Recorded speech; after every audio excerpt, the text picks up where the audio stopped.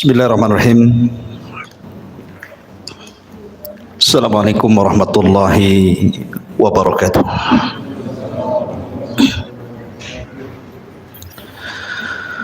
Bihamdillahi wassalatu wassalamu ala rasulillah wa ala alihi wa sahbihi wa mawalah wa la hawla wa la quwata illa billahi wa ba'du. Alhamdulillah, segala puja dan puji hanya milik Allah subhanahu wa ta'ala. Salawat dan salam kita hadiahkan kepada Rasul kita Nabi besar Muhammad sallallahu alaihi wa ala alihi wasallam. Pembahasan di malam hari ini, karena ini kajian tematik, maka kita akan membahas tentang rihlatu ilal akhirah, perjalanan manusia dari sejak lahir, kemudian wafat, kemudian menuju alam akhirat dan segala macam yang terjadi setelah kematian, sampai Allah masukkan kita ke dalam surga, atau na'udzubillah, mungkin sebagian manusia Allah masukkan ke neraka. Ini yang kita akan bahas. Memang pembahasannya panjang, jadi saya mohon minta kesabaran jamaah sekalian, karena saya akan berusaha menyingkat tetapi tidak menghilangkan yang penting-penting dari segi akidah yang wajib diimani oleh seorang mukmin. Ma'asyiral muslimin yang dimuliakan Allah subhanahu wa ta'ala, kita tahu bahwa makhluk yang pertama kali Allah subhanahu wa ta'ala ciptakan adalah Arsyur Rahman, arsy Allah subhanahu wa ta'ala. Kemudian setelah itu Allah ciptakan air atau lautan di atas langit. Makanya Rasul mengatakan wa arsyuhu 'alal ma', dan arsy Allah itu di atas air. Kemudian setelah itu Allah subhanahu wa ta'ala ciptakan pena, dan Allah subhanahu wa ta'ala katakan kepada pena atau kolam, uktub kulla syai'in ila yaumil qiyamah, catat segala sesuatu yang akan terjadi sampai kiamat dibangkitkan. Maka kolam pun kemudian mencatat segala sesuatu yang kemudian diletakkan di sebuah papan yang disebut dengan lauh, dan papan tersebut dijaga oleh para malaikat sehingga disebut Lauhil Mahfuz. Maka setelah itu Allah subhanahu wa ta'ala menciptakan yang lainnya, termasuk menciptakan langit dan bumi dalam 6 hari. Dimulai hari Ahad, Allah ciptakan bumi 2 hari, Ahad dan Senin. Kemudian setelah itu Allah subhanahu wa ta'ala ciptakan langit hari Selasa dan Rabu. Kemudian Allah subhanahu wa ta'ala kembali ke bumi, dan Allah ciptakan segala sesuatu yang dihajatkan makhluk yang akan tinggal di bumi, seperti lautannya, hutan-hutannya, binatang-binatangnya, dari hari Kamis ke hari Jumat.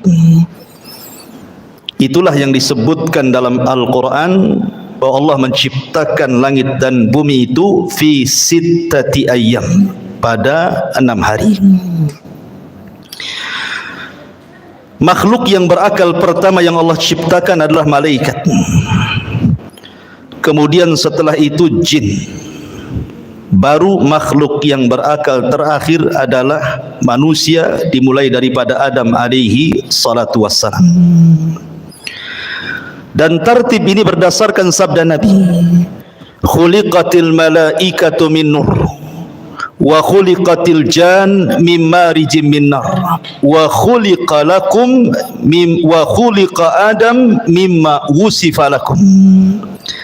Diciptakan malaikat dari cahaya, diciptakan jin dari ujung nyala api, dan diciptakan Adam sebagaimana yang Allah sifatkan kepada kalian. Sepertilah bentuk Adam alaihi salatu wassalam.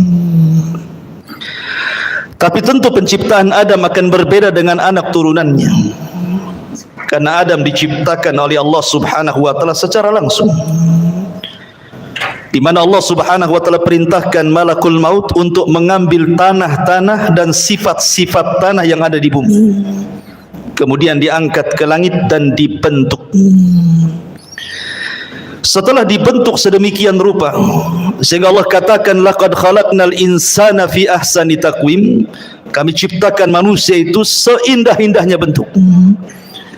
Maka Allah subhanahu wa ta'ala tiupkan ruh, dan Allah perintahkan malaikat untuk sujud kepada Adam. Wa idh qala rabbuka lil malaikati isjudu li Adam fasajadu illa iblis. Dan ketika Allah perintahkan kepada para malaikat sujudlah kepada Adam, semua malaikat sujud kecuali iblis. Iblis tidak mau sujud. Dari sinilah penciptaan Adam sejak saat itu memiliki musuh yang disebut dengan iblis. Sebagian ulama mengatakan iblis ini dari kalangan malaikat yang maksiat, tapi pendapat yang kuat iblis ini dari kalangan jin, sebagaimana Allah katakan kana minal jin fa fasaqa an amri rabbi. Iblis itu bagian dari jin yang bermaksiat kepada perintah Allah subhanahu wa ta'ala. Kemudian Adam alaihi salatu wassalam Allah masukkan ke dalam sorga. Sorga itu sesuatu yang nikmat di dalamnya. Ada kebun-kebunnya, ada tanam-tanamannya, ada rumah-rumah yang indah, istana-istana yang megah, sungai-sungai yang luar biasa. Namun karena Adam hidup sendirian, Adam ketakutan di sorga.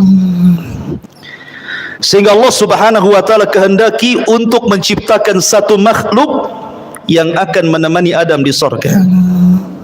Tidurlah Adam. Tiba-tiba Allah ambil tulang rusuk yang paling atas, yang dekat jantung, yang paling bengkok sebelah atas, kemudian diciptakan Hawa dari tulang itu. Makanya Rasul mengatakan khuliqatil mar'atu min dila'in. Manusia, wanita itu diciptakan dari tulang rusuk yang paling atas, yang paling bengkok, yang dekat dengan jantung. Tiba-tiba Adam bangun, rupanya di sampingnya ada Hawa. Adam kaget dan mengatakan, man anti, siapa anda? Maka wanita ini mengatakan, ana Hawa. Hawa itu oksigen artinya. Kenapa disebut Hawa? Karena dicipta dari benda yang hidup. Adam itu makhluk yang hidup. Hawa tercipta dari Adam, maka disebut Hawa. Kemudian Adam mengatakan, untuk apa engkau ciptakan? Untuk apa Allah ciptakan dirimu? Hawa mengatakan, untuk menjadikan ketenangan bagimu. Dari sini Allah katakan, wa min ayatihi an khalaqa lakum min anfusikum azwaja litaskunu ilaiha wa ja'ala bainakum mawaddatan wa rahmah inna fi dzalika laayatin liqaumi yatafakkarun. Kalau dengar ayat ini rasanya ingat waktu kawin ya. Dan ini ayat yang biasa dibaca orang kalau menikah ya. Khutbah nikahnya mesti baca ayat ini. Wa min ayatihi, dan dari tanda-tanda kebesaran Allah, an khalaqalakum, Allah menciptakan kalian. Min, dari ciptaan ini Allah ciptakan yang lainnya azwaja, menjadi berpasang-pasangan. Untuk apa pasangan diciptakan? Litaskunu ilaiha, supaya memberikan ketenangan. di mana suami tenang dengan istrinya, istri tenang dengan suaminya. Makanya orang yang tidak pernah menikah nggak akan tenang. Sak tenang-tenangnya pun tidak akan tenang dia. Gimana? Masak-masak sendiri kan itu. Nyuci-nyuci sendiri, gimana bisa tenang? Ya. Nggak akan tenang. Dan ketenangan itu mukjizat dari Allah Subhanahu wa taala.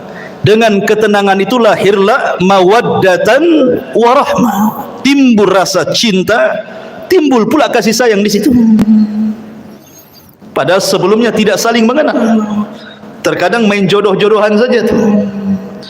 Tapi dari sini Allah ciptakan Hawa untuk Adam supaya Adam tenang di sorga. Tapi dengan hikmah Allah Subhanahu wa taala yang Allah kehendaki, yang sudah dicatat di Lauhil Mahfuz, Adam pun harus melakukan satu maksiat di sorga.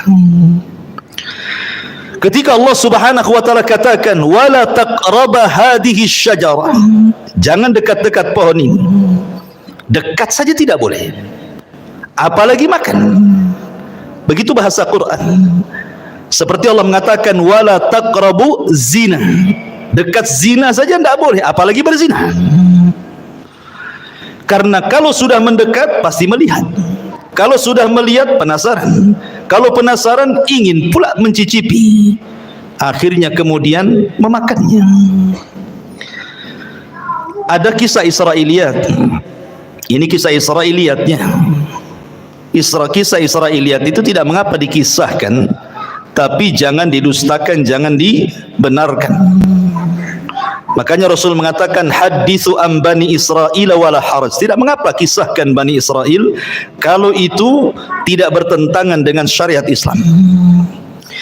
Adam itu tidak memakan buah sampai habis, tidak. Dia hanya nyicipi sedikit saja. Ketika kemudian sampai di tenggorokan, Adam ingat. Maka keselaklah Adam. Makanya setiap laki-laki pasti ada hulkumnya di sini. Ada yang benjolan di sini kan? Ya, itu karena Adam keselak katanya. Keselak buah itu di sini, buah khuldi. Adapun Hawa habis pula dia. Wah, beda pula laki-laki dengan perempuan. Biasanya perempuan agak rakus ya. Habis dia. Dengan sebab itulah maka Allah Subhanahu wa taala uji Hawa dengan keluar darah haid.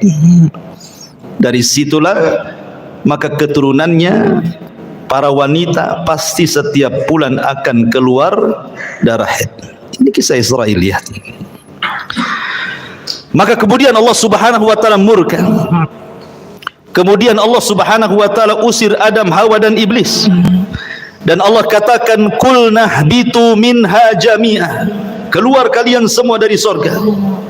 Hei Adam, hei Hawa, hei iblis, keluar. Fa imma ya'tiyannakum minni hudan fala khaufun alaihim walahum yahzanun. Kelak setelah kalian bertiga di bumi, kami akan turunkan petunjukku. Maka siapa yang mengikuti petunjukku tidak akan merasa takut dan tidak akan bersedih hati. Dalam ayat yang lain, fala yadhillu wala yashqa, tidak akan tersesat dan tidak mungkin celaka. Dengan takdir Allah, iblis diturunkan di lautan, Adam diturunkan di Sri Lanka, dan Hawa diturunkan di Jeddah. Maka iblis membuat istananya di atas air. Kemudian Adam harus berjalan entah berantah ke mana. Begitu juga Hawa, tidak dijelaskan waktunya.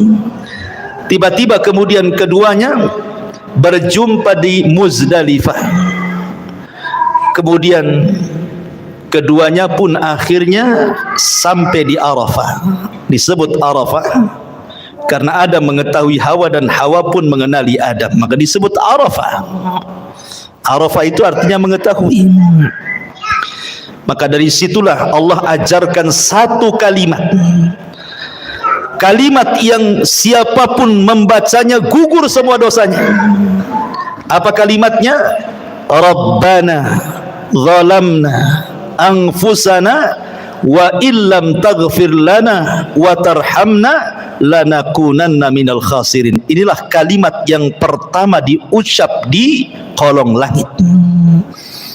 Adam dan Hawa diajarkan kalimat ini, fatalaqqa Adam mir rabbihi kalimat. Rabbana zalamna anfusana ya Rabb, kami telah mendolimi diri-diri kami. Kalau engkau tidak merahmati dan tidak mengampuni dosa kami, tentu kami termasuk orang-orang yang merugi. Maka Adam dan Hawa pun Allah ampuni dosa-dosanya, kemudian keduanya diizinkan untuk masuk ke haram. Maka Adam pun menetap di tempat yang di situ dibangun Ka'bah hari ini. Itulah tempat pertama di bumi Allah diibadahi oleh manusia. Disitulah Adam beribadah bersama Hawa. Kemudian Allah Subhanahu wa taala takdirkan Adam berhubungan dengan Hawa. Dari sini anak turunan Adam penciptaannya berbeda. Sebagaimana hadis Abdullah ibn Mas'ud radhiyallahu anhu, ketika Allah Subhanahu wa taala menciptakan manusia, pertama kali Allah pertemukan air sperma, kemudian masuk ke rahim perempuan, maka 40 hari menjadi segumpal nutfah sperma. Kemudian 40 hari berikutnya menjadi segumpal darah. Kemudian 4 hari berikutnya menjadi segumpal daging. Kemudian terangkailah badan manusia. Artinya kalau sudah 4 bulan sudah berbentuk tuh. Mana kepalanya, mana tangannya, mana badannya, mana kakinya, di USG pun tahu kelaminnya sekarang. Disitulah Allah tiupkan ruh lewat para malaikat, dan Allah perintahkan malaikat itu tiupkan ruh kepada janin itu. Kemudian catat rizkinya, catat amalannya, catat ajalnya, catat su'ul khotimah dan husnul khotimahnya. Maka setelah 9 bulan maka lahirlah janin tersebut menjadi manusia. Hawa melahirkan 20 kali dan setiap lahiran selalu kembar, sehingga putra Adam berjumlah 40, 20 laki-laki dan 20 perempuan. Kemudian setelah anak-anak Adam kemudian besar, kita tahu bahwa tujuan diciptakan manusia itu disebut khalifah, karena Allah yang mengatakan inni ja'ilun fil ardi khalifah. Apa sih khalifah itu? Khalifah itu artinya yakhlufu ba'duhu ba'dha. Artinya manusia ini makhluk yang bergenerasi. Meninggal generasi pertama, lahir generasi kedua. Meninggal generasi kedua, lahir generasi ketiga, dan begitu seterusnya. Itu disebut khalifah. Sehingga Adam harus punya keturunan, karena Adam tidak mungkin hidup selamanya. Anak-anaknya pun tidak mungkin hidup selamanya. Makanya Allah syariatkan kepada anak-anak Adam untuk menikah, tetapi dengan cara silang, di mana masing-masing kembaran tidak boleh menikah dengan kembarannya, tetapi disilangkan dengan kembaran orang lain.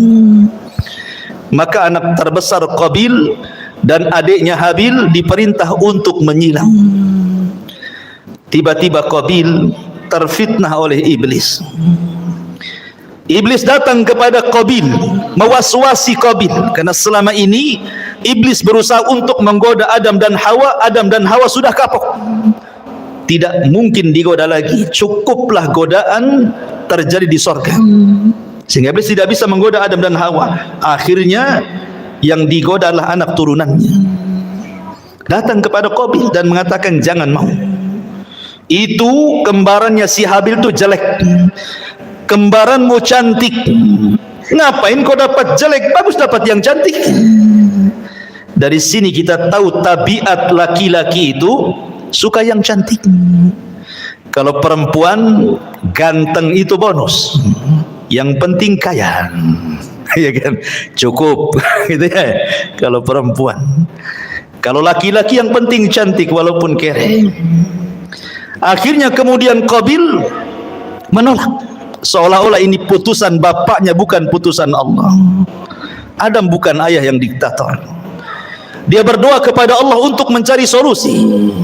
Maka Allah Subhanahu wa taala perintahkan keduanya untuk berkurban, dan Allah katakan watslu alaihim naba abnai adam bil haqq idh qarraba qurbanan fatuqbila min ahadihima wa lam yutaqabbal minal akhar.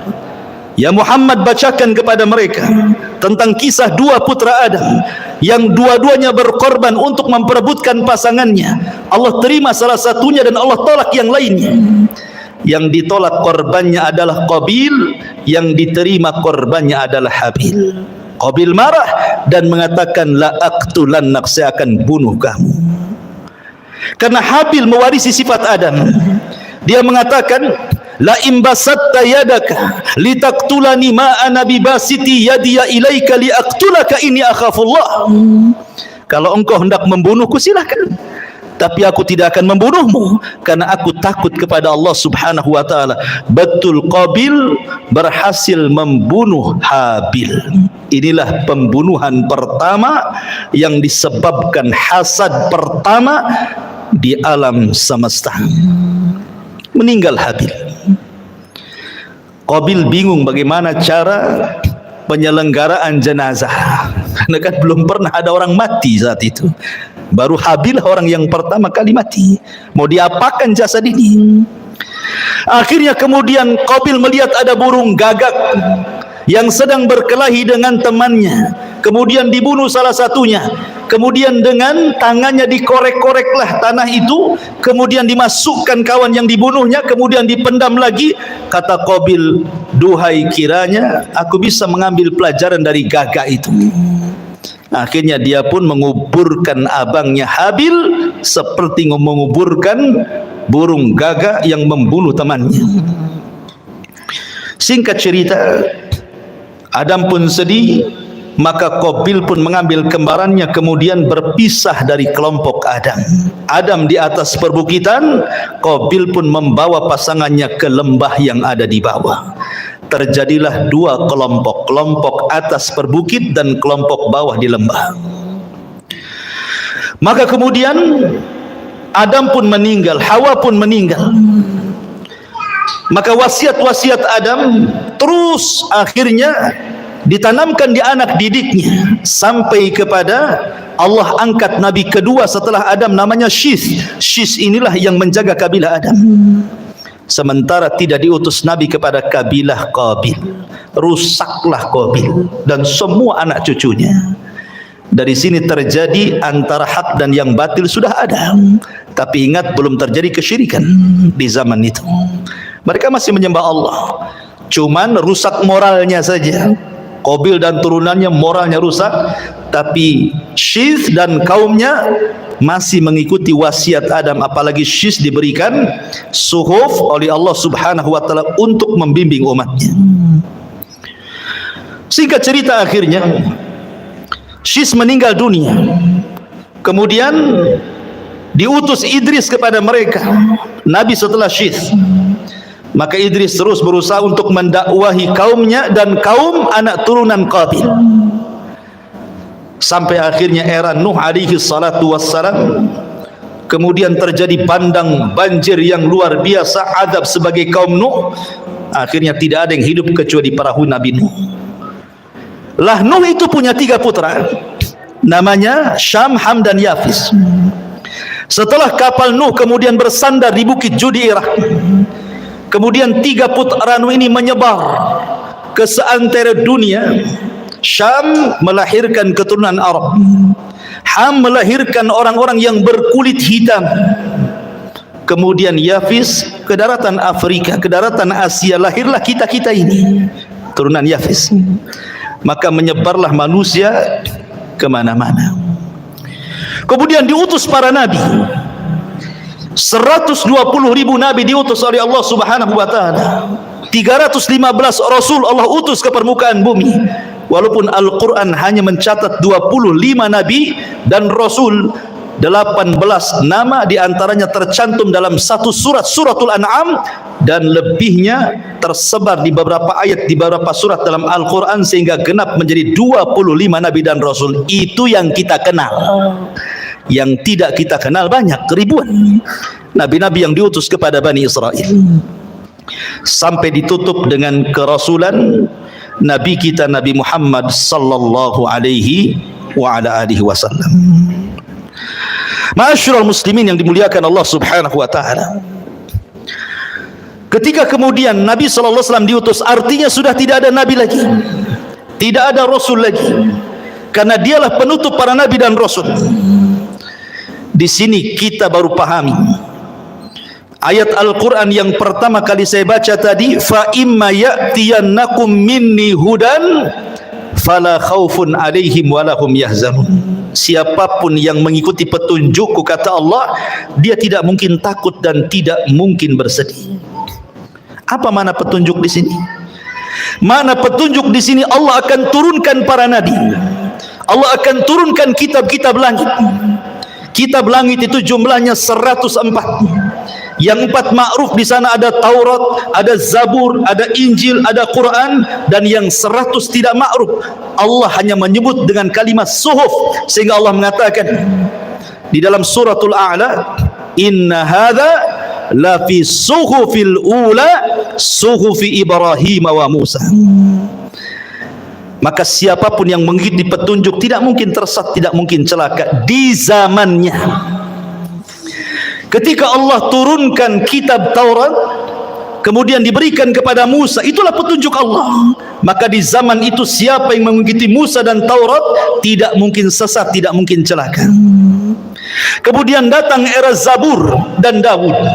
Maka siapapun yang mengikuti Zabur dan juga Daud di zamannya, maka mereka tidak mungkin sesat dan celaka. Kemudian datang era Injil dan Isa. Maka siapapun yang mengikuti Injil dan Isa di zamannya tidak mungkin sesat dan celaka. Kemudian yang terakhir Allah turunkan Al-Quran, dan Allah utus Nabi kita Muhammad sallallahu alaihi wasallam. Maka siapapun yang mengikuti Nabi sallallahu alaihi wasallam dan Al-Quran, fala yadhillu wala yasqa, tidak mungkin sesat dan celaka. Tetapi setiap para nabi diutus kepada kaumnya, hanya nabi kita diutus kepada seluruh manusia, jinnya dan manusianya. Wa ma khalaqtul jinna wal insa illa liya'budun.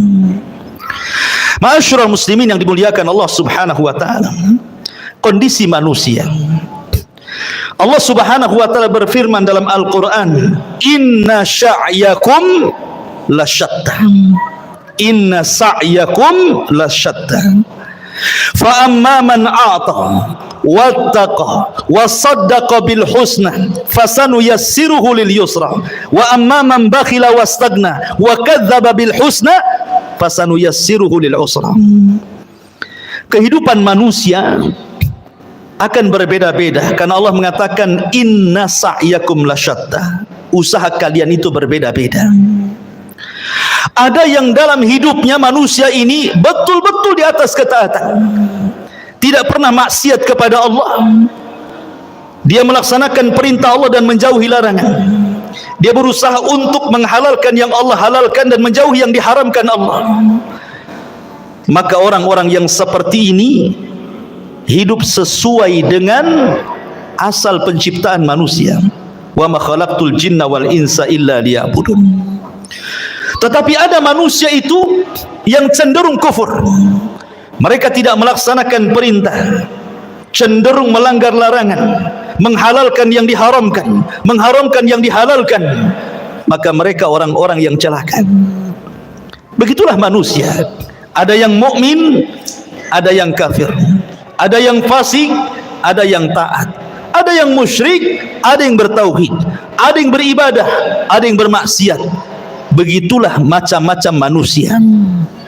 Allah katakan, ya ayyuhal insan innaka kadihun ila rabbika kadhan famulaki. Wahai manusia, engkau akan bekerja dengan lelah dan letih. Untuk apa? Ila rabbik, menuju Tuhanmu, kadhan, dengan keletihan, famulaki, dan engkau akan berjumpa dengan Allah Subhanahu wa taala. Artinya bahwa manusia dengan berbagai macam daerahnya, negaranya, bentuknya, wataknya, tujuannya satu. Kita ini sedang berjalan menuju Allah Subhanahu wa taala. Mau tidak mau kita akan berjumpa dengan Allah. Tapi ada yang berjumpa dengan Allah, Allah senang dengan kita. Ada orang yang berjumpa dengan Allah, Allah benci dengan kita. Man ahabba liqa Allah, ahabballahu liqa'ah. Wa man kariha liqa Allah, karihallahu liqa'ah. Siapa yang cinta berjumpa dengan Allah, Allah suka berjumpa dengan kita. Siapa yang benci berjumpa dengan Allah, Allah pun benci dengan kita. Begitulah hidup manusia. Wa hadainahu najdain, kami pilih dua jalan. Ini jalan ke sorga, sudah dijelaskan jalannya. Ini jalan ke neraka, sudah dijelaskan jalannya. Tidak ada satu pun jalan, baik ke sorga atau ke neraka, semua sudah dijelaskan. Tidak ada. Wa mayatiru ta'irun fil hawa, tidak ada satupun burung yang mengepakkan sayapnya di langit, kata Rasul, kecuali sudah dijelaskan ilmunya. Artinya apapun yang mendekatkan diri ke sorga sudah dijelaskan, apapun yang bisa menjauhkan dari neraka sudah jelaskan, sehingga tidak ada alasan Anda tidak bisa berhujah lagi di hadapan Allah Subhanahu wa taala, karena semua sudah diberikan fasilitasnya. Allah Subhanahu wa taala hanya minta kepada kita bersyukur. Ingat 5 kaidah: al-ijad, al-i'dad, al-imdad, kemudian al-irsyad, al-is'ad.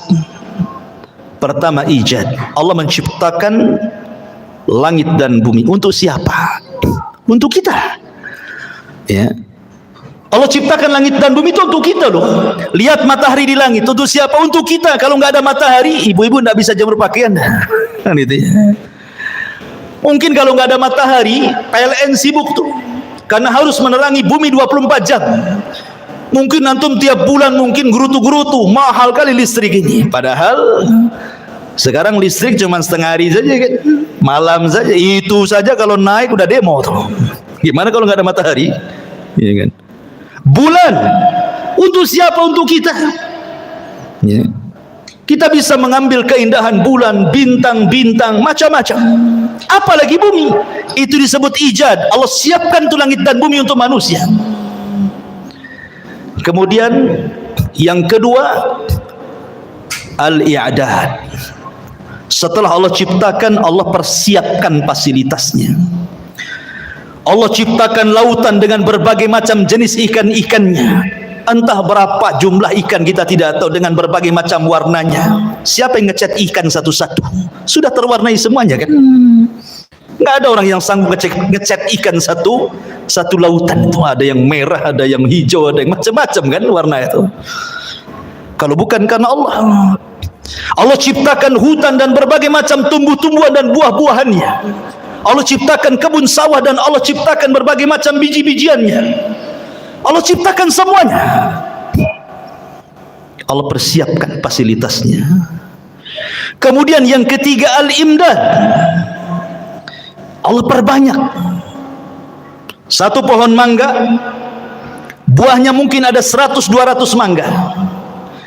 Dari 300 atau 400 mangga yang di satu pohon itu kan semua ada bijinya tuh.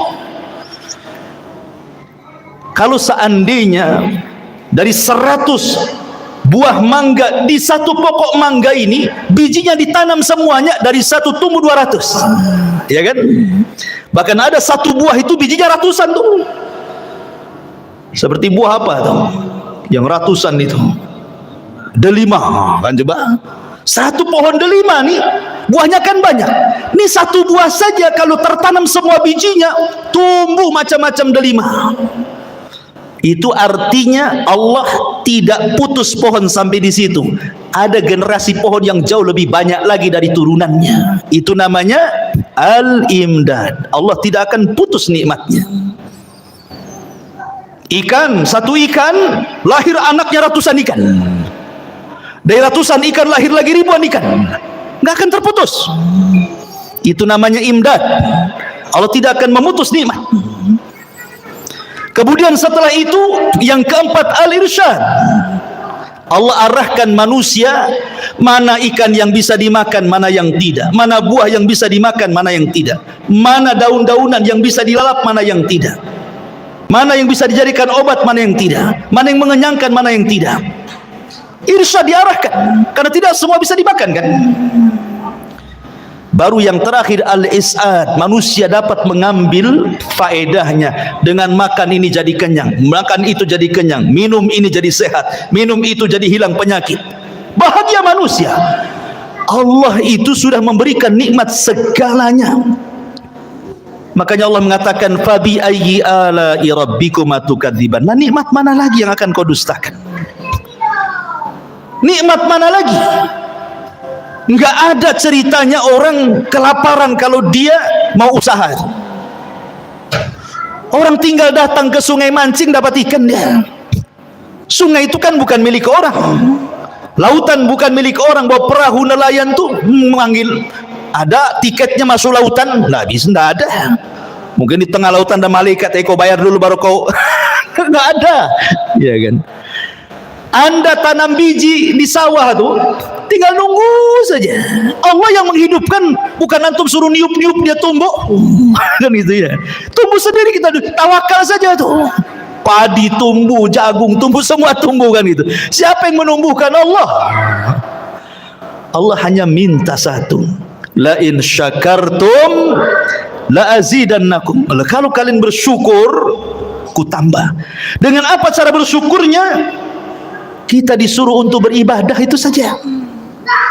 Disuruh untuk beribadah, itulah syukurnya. Makanya Allah mengatakan falyabudu rabb hadzal bait alladzi at'amahum min ju'in wa amanahum min khauf.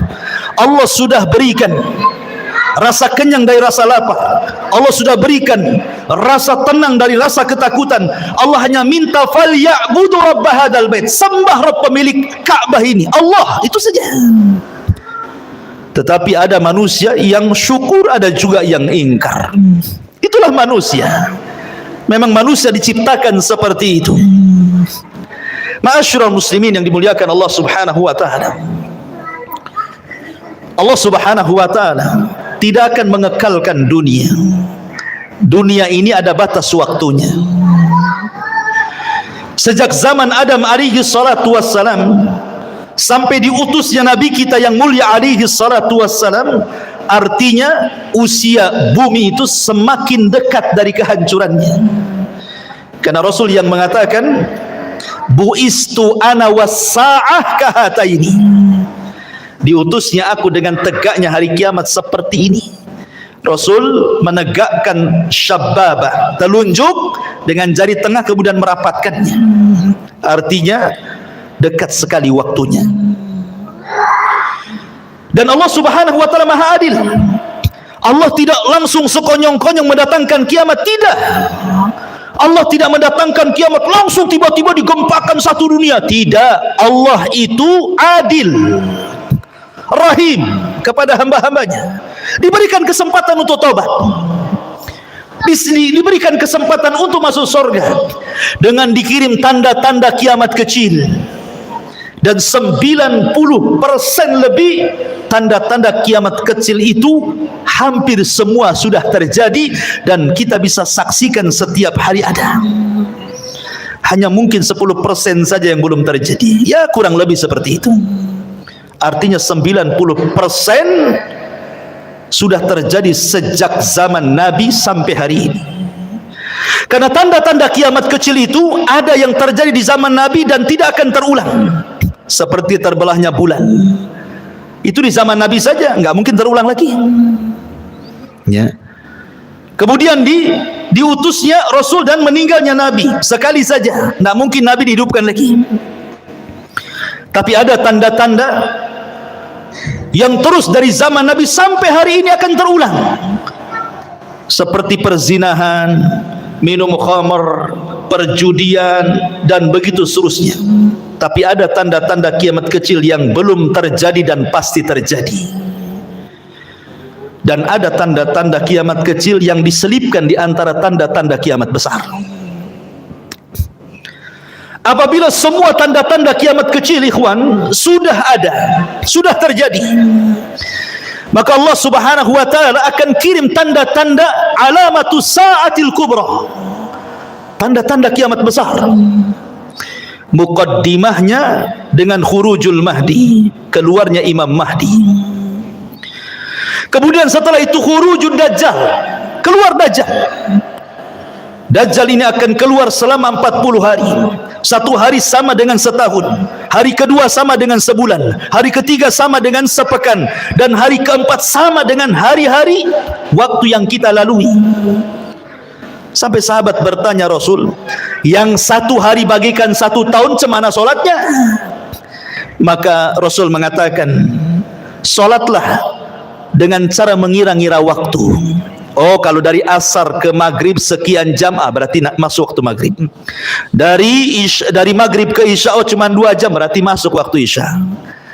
Karena 1 tahun lama, ikhwan. Dan dari sini menunjukkan Dajjal itu bukan hanya masuk ke daerah-daerah yang normal waktunya, tetapi juga masuk ke daerah-daerah kutub yang terkadang satu harinya lama sekali. Artinya tidak ada satu tempat kecuali diinjak Dajjal, kecuali Mekah dan Madinah.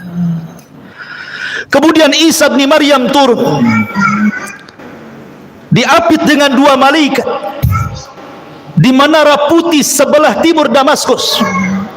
Kemudian akan bergabung dengan tentara Al-Mahdi di Bukit Tur dan memerangi Dajjal.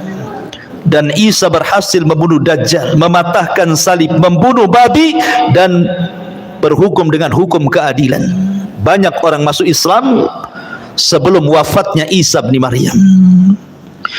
Kemudian setelah fitnah Dajjal hilang, datang fitnah yang ketiga. Tanda-tanda kiamat besar, khuruju Ya'juj wa Ma'juj, keluar Ya'juj dan juga Ma'juj. 2 kabilah besar, turunan Yafis ibn Nuh, yang dahulu pernah dibenteng oleh Dzulqarnain. Tiba-tiba kemudian gerbangnya pecah, mereka pun keluar min kulli hadabin yansilun, bagaikan bah air yang terjun dari ketinggian saking banyaknya. Sehingga ketika rombongan yang pertama keluar melintasi danau Tiberias, mereka pun minum dari danau itu. Kemudian rombongan yang terakhir bingung karena airnya habis diminum Ya'juj wa Ma'juj.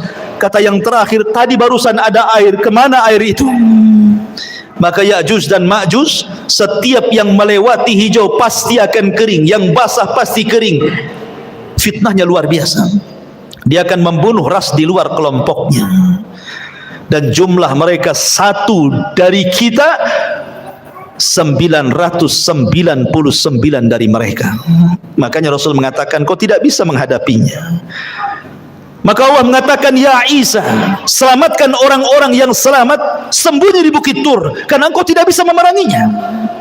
Akhirnya kemudian Ya'juj wa Ma'juj merusak di permukaan bumi, membunuh orang di luarasnya. Akhirnya dia sombong, kemudian mengatakan, qatalna man fil ardi sanaqtuluhu man fis sama, katanya. Aku sudah bunuh semua orang yang ada di bumi, sekarang yang di langit ku bunuh, katanya. Saking sombongnya. Akhirnya panahnya diarahkan ke langit, tombaknya diarahkan ke langit. Maka Allah mengatakan, wa makaru makran wa makarna makran wallahu khairul makirin. Mereka hendak membuat makar, Allah juga punya makar, dan sebaik-baik makarlah makar Allah. Allah sengaja panah itu disedot sampai ke awan, dibalikkan dengan ujung-ujungnya ada darah, seolah-olah mereka sudah membunuh makhluk yang di langit. Makin sombong mereka. Dan mereka mengatakan, sudah tidak ada makhluk kecuali sudah kubunuh semua, kata Ya'juj dan Ma'juj. Maka Isa berdoa agar Allah membinasakan mereka. Dikirimlah Naghaf, ulat-ulat kecil, kemudian menggigit tengkuknya, satu mati, semua mati. Tidak ada sejengkal di bumi kecuali ada bangkainya. Bagaimana cara membersihkannya? Isa berdoa agar Allah membersihkan bangkai Ya'juj dan Ma'juj. Dikirimnya burung-burung sebesar unta, mengambil bangkai itu, entah dibuang entah berantah ke laut mana, akhirnya bumi bersih, kemudian Allah hujani sehingga bumi semakin bersih, dan Allah berikan keberkahan bumi sebagaimana awal penciptaan bumi sampai buah delima. Saking besarnya orang bisa masuk 10 bahkan 20 orang ke cangkangnya. Segede apa tuh delimanya? Berarti kalau makan durian gede kali durian tuh. Ya kan, satu buah durian 20 orang dah kenyang, ke kulitnya aja masuk orang tuh. Allah berkahi itu. Kemudian Isa pun diwafatkan. Maka berlalulah 3 tanda kiamat besar: khurujud Dajjal, nuzulu Isa, khuruju Ya'juj wa Ma'juj. Kemudian datang tanda-tanda alamat besar. Apa itu? Keluar dukhan, asap yang tebal dari langit, yang tidak jadi pada Ramadan kemarin. Ini dukhan ini alamat tanda kiamat besar, dan itu tanda-tanda langit, bukan tanda-tanda bumi. Dukhan itu datang dari langit, bukan karena orang bakar hutan kemudian asapnya naik ke langit jadi dukhan. Memang sudah ada asap di langit tebal hitam. Siapapun yang menghirupnya, kalau dia seorang mukmin paling tinggi bersin, sudah sakit kepala, demam. Tetapi kalau yang menghirupnya orang kafir, munafik, pelaku dosa besar, maka mereka akan merasakan kesakitan yang luar biasa, mengeluarkan darah dari telinga, hidung dan matanya, saking sakitnya. Akhirnya mereka berdoa, Allahumma kshif annal adzab, ya Allah tolong hilangkan azab ini, kami akan bertobat. Akhirnya Allah pun hilangkan. Bertobat? Tidak juga bertobat. Ketika mereka tidak mau juga kunjung bertobat, yang beriman tetap dengan keimanannya, yang kafir tetap dengan kekafirannya, yang fasik tetap dengan kefasikannya, apa yang terjadi? Allah subhanahu wa ta'ala takdirkan tiba-tiba matahari terbit dari arah barat. Ketika manusia tertidur pulas di malam hari, kemudian terbangun di pagi hari. Biasa orang-orang yang beriman, mereka bangun subuh, kemudian mereka ke masjid, kemudian mereka sholat subuh. Coba tenangkan anak-anak di belakang itu. Ya. Ketika kemudian orang-orang yang beriman bangun di waktu subuh, ya biasa mereka bangun kemudian sholat subuh. Tetapi orang-orang kafir, fasik, munafik masih terlelap tidur. Sampai waktu sudah pagi, harusnya matahari terbit, matahari tak kunjung terbit. Ditunggu sampai waktu zuhur, tidak terbit juga. Ditunggu sampai waktu asar, tidak terbit juga. Harusnya ketika matahari terbenam, tiba-tiba muncul. Harusnya matahari itu terbenam, tiba-tiba muncul. Inilah yang disebut dengan keluarnya matahari dari arah barat itu. Dan itu terjadi 3 hari berturut-turut. Semua manusia menangis, semua manusia menyesal. Orang-orang yang menyembah berhala, dibuang berhalanya. Apa manfaat membuang berhala? Ustadz sudah resign, tidak jadi ustadz lagi, karena percuma berdakwah. Tobat sudah ditutup, karena pintu tobat itu akan diterima di 2 waktu. Pertama, nyawa belum sampai di tenggorokan. Yang kedua, matahari sudah belum terbit dari arah barat. Kalau sudah nyawa di tenggorokan, matahari terbit dari arah barat, maka Allah mengatakan, la yanfa'u imanukum, tidak akan bermanfaat iman kalian. Tidak akan bermanfaat iman kalian. Lalu apa gunanya bertobat? Maka kemudian setelah 3 hari, Allah munculkan dabatun minal ar, binatang yang muncul dari perut bumi bisa bicara. Dalam hadis yang lemah, ada yang mengatakan kisah Israiliyat, tangan kanannya memegang stempel Nabi Sulaiman dan tangan kirinya membawa tongkat Nabi Musa. Setiap berjumpa dengan orang mukmin distempel dahinya, bercahaya mukanya. Setiap berjumpa dengan orang kafir dipukul dengan tangan kiri dengan tongkat Musa, gosong semua wajahnya. Dari situ hilang nama, yang ada hanya kalimat mukmin dan kafir. Dan tidak tersinggung kalau ada orang dikatakan mau kemana min, mau ke pasar fir, nggak tersinggung. Kalau sekarang tersinggung. Orang kafir kita kafirkan saja, orang Islam tersinggung. Jangan dibilang kafir, bilang non muslim katanya. Kan itu ya. Nanti di akhir zaman loh, orang mukmin mengkafir-kafirkan orang kafir, gak tersinggung. Kenapa pula orang sekarang tersinggung? Kan gitu kan, aneh gitu ya. Kafir itu ada bahasanya dalam Quran, lam yakunil ladzina kafaru. Siapa kafaru? Min ahlil kitab, orang Yahudi dan Nasrani. Kalau Allah katakan Yahudi kafir, kita katakan kafir. Kalau katakan Nasrani kafir, kita katakan kafir. Harus dikatakan apa lagi? Allah yang mengatakannya, kita kan hanya mengikuti apa yang Allah katakan. Kecuali kalau Allah tidak kafirkan, Anda kafirkan, nah itu jangan. Kok Anda ini masuk ke khawarij namanya, mengkafir-kafirkan yang bukan orang kafir, akhirnya sampai mengebom sana sini jadinya. Itu manhaj takfir, tidak boleh ya. Maka setelah kemudian tidak ada satupun manusia kecuali stempel oleh dabatul ar ini, binatang yang melata yang bisa bicara ini. Binatang ini tidak membunuh, dia hanya menstempel-stempel saja. Kemudian binatang ini pergi entah berantah, hilang, karena ini tanda-tanda kiamat. Setelah itu kemudian muncul tanda-tanda yang keberapa? Yang ke-7. Pertama, Dajjal. Kedua, turunnya Isa. Ketiga, munculnya Ya'juj dan Ma'juj. Keempat, asap tebal dari langit Tuhan. Kelima, terbit matahari dari arah barat. Keenam, munculnya binatang yang melata yang keluar dari perut bumi dan bisa bicara dan menstempel manusia. Ketujuh, terjadi gempa besar dari arah timur yang bukan hanya merobohkan satu desa, satu negara dirobohkan gara-gara gempa itu. Kemudian yang ketujuh ya, kedelapan, gempa dari arah barat. Setelah gempa dari arah timur, dari arah barat pula gempa.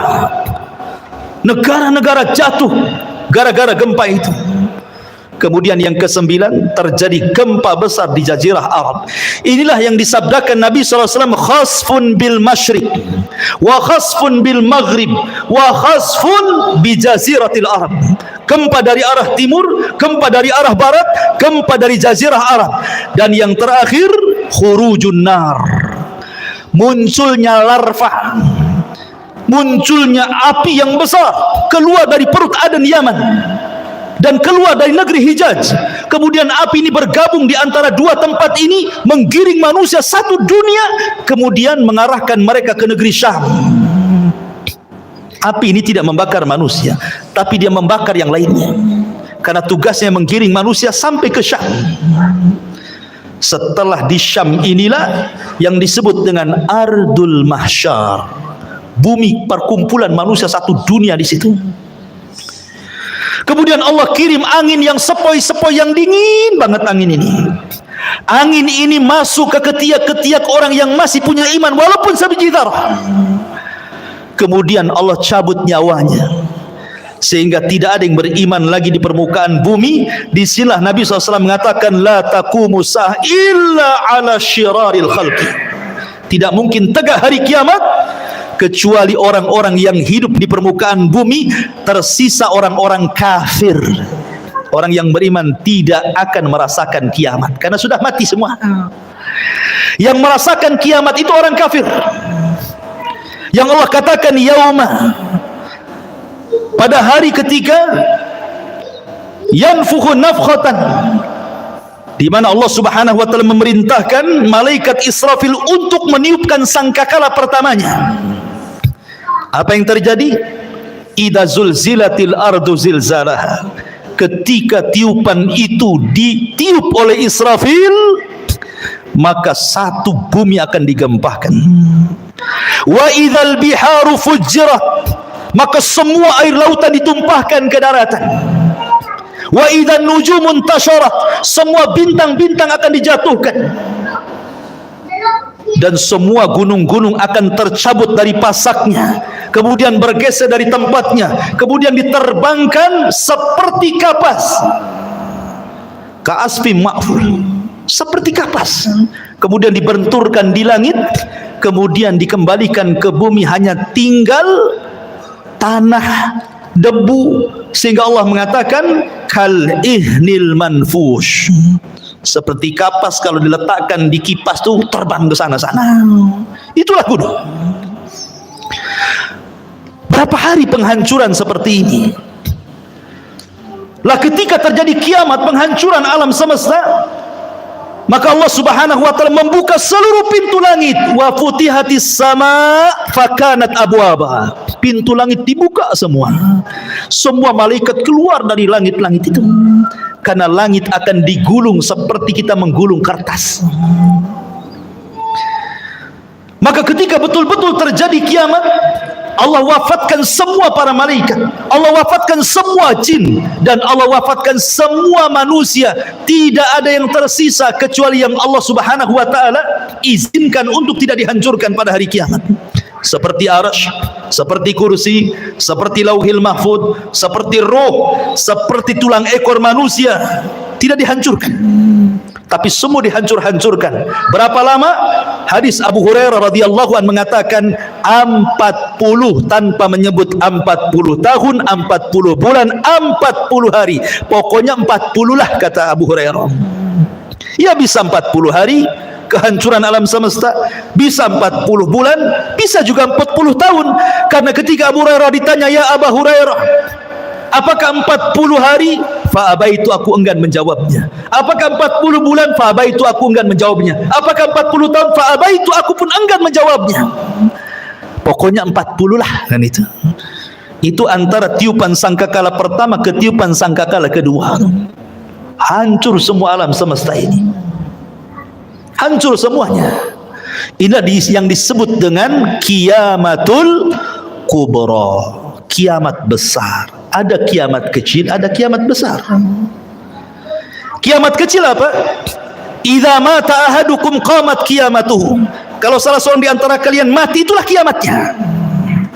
Tapi kalau kiamat besar bukan satu dua orang mati, semua mati. Jinnya mati, malaikatnya mati, manusianya mati, yang meniup sangkakala pun mati, malaikat maut pun mati. Malaikat maut aja ikut mati. Ketika malakul maut datang kepada Allah Azza wa Jalla, dan Allah mengatakan, man abqait, siapa yang kau sisakan, kau tidak cabut nyawanya? Kata malaikat maut, tinggal Jibril, Mikail, Israfil. Kata Allah, cabut semuanya. Maka Jibril dicabut nyawanya, Israfil dicabut, Mikail dicabut. Kemudian malakul maut datang kepada Allah, siapa lagi yang tersisa? Kata malakul maut, tidak ada ya Rabb illa abdukal fakir, kecuali hambamu yang fakir. Oh kalau gitu mati kamu, katanya. Mati juga dia. Ya. Maka ketika 40, di angka 40 terjadi kehancuran yang luar biasa tuh, sudah tidak ada makhluk yang berakal lagi. Bumi sudah hancur, langit sudah hancur, semua sudah hancur. Apa yang terjadi? Allah Subhanahu wa taala berteriak, limanil mulkul yaum, limanil mulkul yaum. Kalian sudah tahu siapa yang berkuasa di alam semesta ini? Tidak ada yang menjawab. Enggak ada malaikat, enggak ada jin, enggak ada manusia, semua mati. Maka Allah jawab sendiri, lillahil wahidil qahar. Alam semesta ini pemiliknya hanya zat yang maha satu, yang maha perkasa, Allahu Azza wa Jal. Itulah yang difirmankan dalam surah Al-Fatihah, Maliki Yaumiddin. Itu makna Maliki Yaumiddin itu, raja pada hari pembalasan. Maka setelah kemudian Allah Subhanahu wa taala atur kembali alam semesta untuk menjadi alam akhirat. Maka bumi yang kita pijak hari ini, Allah katakan yauma tubaddalul ardu ghairal ardh. Pada hari di mana bumi Allah hancurkan, kemudian Allah ganti dengan bumi yang baru. Kata para ulama, bukan bumi ini hilang datang bumi baru, tidak. Bumi yang kita pijak ini pula bumi padang mahsyar, cuman bentuknya dirubah. Yang tadinya bulat kemudian yang tadinya kifata dilipat kemudian dibentangkan. Sehingga bumi yang sekarang kita lihat ada bukit, ada gunung, ada lembah, ada tinggi, ada yang merendah. Nanti ketika Allah hancurkan, Allah ganti dengan bumi yang baru, maka Allah hamparkan sehingga tidak ada yang meninggi, tidak ada yang merendah, tidak ada bukit, tidak ada lembah, semua rata, nggak ada bangunan, nggak ada rumah, nggak ada hutan, nggak ada gunung, nggak ada bukit, rata semuanya. Kenapa Allah ratakan wa idzal ardu muddat, dan apabila bumi diratakan supaya makhluk sejak Adam meninggal sampai terakhir mati muat di bumi itu. Sekarang bumi itu dalam bentuk bulat kan, lonjong atau bulat. Di bumi ini ada lautnya, di bumi ada hutannya, di bumi ada bukit, ada gunung. Tidak semua tempat dihuni manusia. Kalau seandainya bumi tidak dirubah, kemudian seluruh manusia dibangkitkan sejak Adam sampai yang terakhir mati, tidak akan muat bumi ini. Makanya kemudian dihancurkan, gunungnya diratakan, ditimbun lautnya diratakan, tidak ada lembah, semua rata, sehingga kalau dibangkitkan semua akan muat di situ. Itulah padang mahsyar. Allah katakan wa akhrajatil ardu athqalaha. Allah subhanahu wa ta'ala bangunkan malaikat Israfil untuk meniupkan sangkakalanya yang kedua. Ketika Israfil kemudian bangkit, kemudian meniupkan sangkakala keduanya, maka terjadilah yaumul ba'thi wan nusyur, hari di mana manusia dibangkitkan kemudian dikumpulkan. Maka ketika itu Allah katakan wa akhrajatil ardu athqalaha, kami keluarkan beban-beban bumi. Maksudnya manusia, bangkai-bangkai manusia itu semua terangkai kembali dari mana? Dari tulang ekor. Karena tulang ekor manusia tidak dihancurkan pada hari kiamat. Ketika Allah tiup, memerintahkan Israfil untuk meniup sangkakala yang kedua, dari tulang ekor setiap manusia itulah tercipta manusia kembali. Padahal sudah hancur dengan kiamat kan, tapi tulang ekor tidak hancur, karena dari situ Allah kembali ciptakan kita. Kemudian jasad itu dilempar ke permukaan. Bayangkan sejak zaman Adam sampai terakhir mati itu jasad itu bergelimpangan di padang mahsyar. Maka Allah subhanahu wa ta'ala katakan wa idzan nufus zuwijat, apabila ruh dilesatkan dari illiyin kalau ruhnya orang yang beriman, kemudian dilesatkan dari sijin kalau ruhnya orang kafir, kemudian masuk ke jasad-jasad mereka tanpa tertukar jasadnya. Nggak mungkin antum tertukar dengan kawan antum. Salah ini, badan antum di sini kok ruhnya masuk situ? Enggak, pasti akan pas ruh dengan jasad ya itu juga. Ya, disitulah manusia dibangkitkan. Ketika manusia dibangkitkan, orang-orang kafir ini digambarkan dalam surah Yasin. Ya wailana man ba'atsana mim marqadina, katanya. Duhai celaka kami, siapa yang membangunkan kami dari tidur-tidur kami ini? Maka mereka digambarkan seperti apa? Seperti larang. Al-qari'atu mal qari'ah wa ma adraka mal qari'ah. Yauma yakunun nasu kal farashil mabthus, seperti laron. Antum tahu laron? Laron ini kalau ada lampu maka dia akan mengejar lampu. Dan mereka terbangnya tidak ada aturan, sehingga karena tidak ada aturan diterjang kawannya. Besoknya jatuh semua, sayapnya tak kemana-mana. Begitulah kondisi manusia pada hari kiamat. Orang-orang kafir yang ke barat lari ke timur, yang dari timur lari ke barat, yang selatan lari ke utara. Mereka tidak ada tujuan seperti larang. Yauma yafirrul mar'u min akhihi wa ummihi wa abihi wa sahibatihi wa banihi likulli imri'in yauma idzin sya'nun yughni. Di mana orang lari dari saudaranya, lari dari ibu bapanya, lari dari pasangan dan anak-anaknya. Semua manusia sibuk dengan sendirinya kecuali orang-orang yang beriman. Dibangkitkan tidak lari. Di sampingnya sudah ada pasangan istri, suaminya, anak, ibu, kakek, semua. Walladzina amanu wattaba'athum walladzina amanu, dan orang-orang yang beriman, wattaba'athum dzurriyyatuhum biimanin, kemudian keimanan diikuti oleh keluarganya, alhaqna bihim dzurriyyatuhum, maka kami kumpulkan keluarga yang beriman di satu tempat.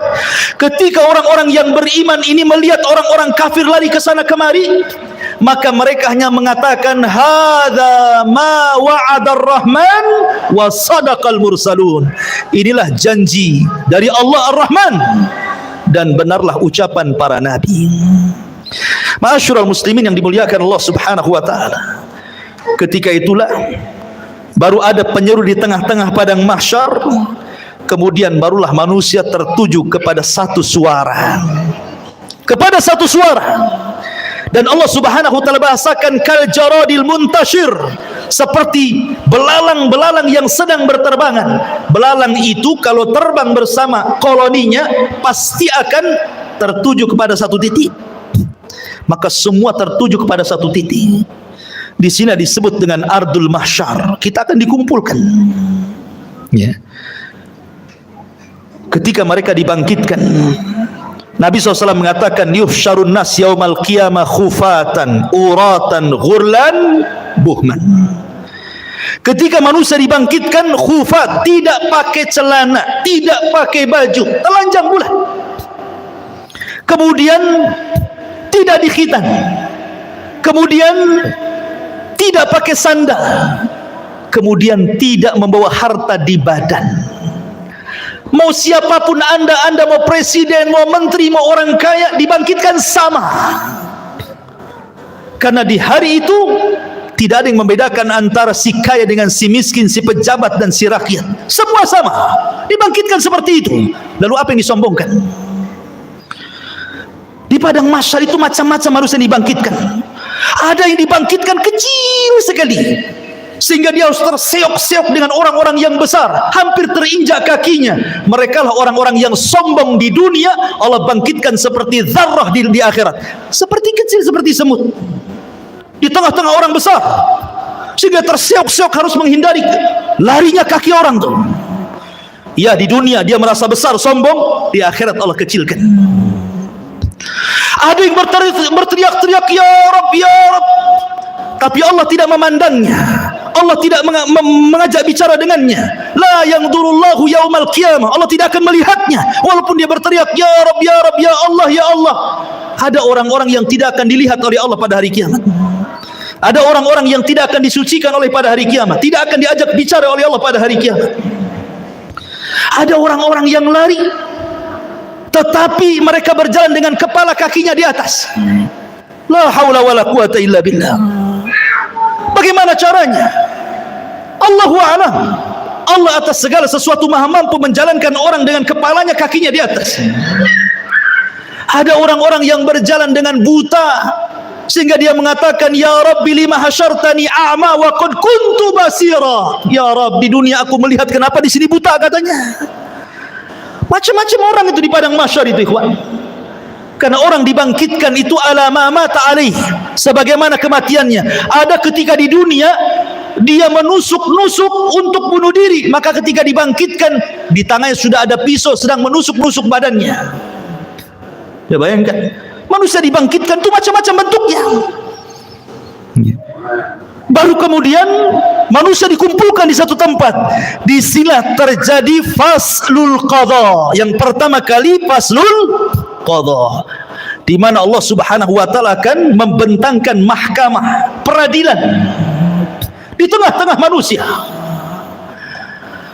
Dan yang pertama kali diadili adalah para nabi. Para nabi, ikhwan, diadili dulu. Dengan cara apa? Para nabi dikumpulkan umatnya. Nuh bersama umatnya, Nabi Saleh bersama umatnya, Nabi Syuaib bersama umatnya, semua para nabi bersama umatnya. Kemudian Allah akan berkata kepada umatnya, ya umat Nuh, sudahkah Nuh menyampaikan risalahnya? Orang-orang kafir dari umat Nuh mengatakan, ya Rabb, Nuh tidak pernah menyampaikan risalah kepada kami. Mereka hendak berdusta.